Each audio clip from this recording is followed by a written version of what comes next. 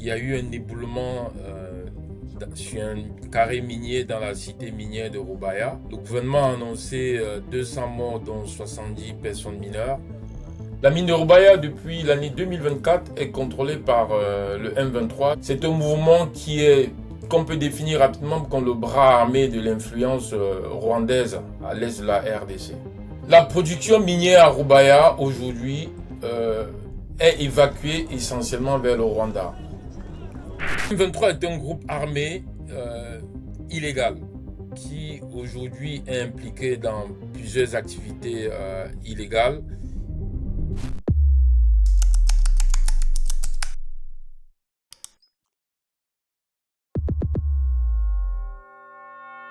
L'effondrement de la mine de Roubaïa est lié à un glissement de terrain qui a été provoqué par les fortes pluies qui affectent la zone en ce moment.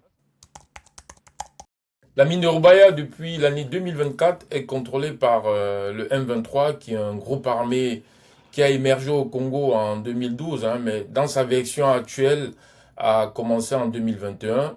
C'est un mouvement qu'on peut définir rapidement comme le bras armé de l'influence rwandaise à l'est de la RDC. Le M23 est un groupe armé illégal qui aujourd'hui est impliqué dans plusieurs activités illégales.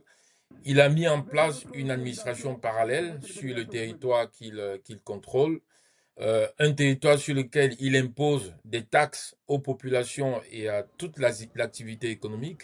Le M23 également lui-même est impliqué dans le contrôle à travers ses cadres ou le mouvement, le contrôle de plusieurs circuits économiques.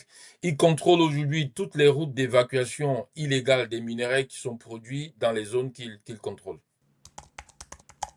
La mine de Roubaïa produit entre 15 et 30% du coltan au niveau mondial. C'est un minerai duquel on extrait le tantal, qui est un métal qui est très prisé par l'industrie de la défense et l'industrie électronique. Pour schématiser, tous nos portables et nos ordinateurs contiennent une partie de ce tantal. Le M23 sur le terrain contrôle la mine essentiellement par la taxation des mineurs qui travaillent dans les puits le jour et dans la nuit.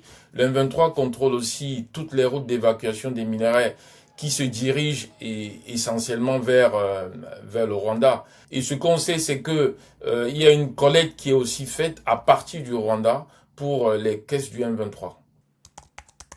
L'effondrement de la mine de Roubaïa n'est pas lié à la présence du M23. C'est un problème systémique car depuis plusieurs années, à cause des conditions d'insécurité qui caractérisent la mine, des éboulements de ce type arrivent.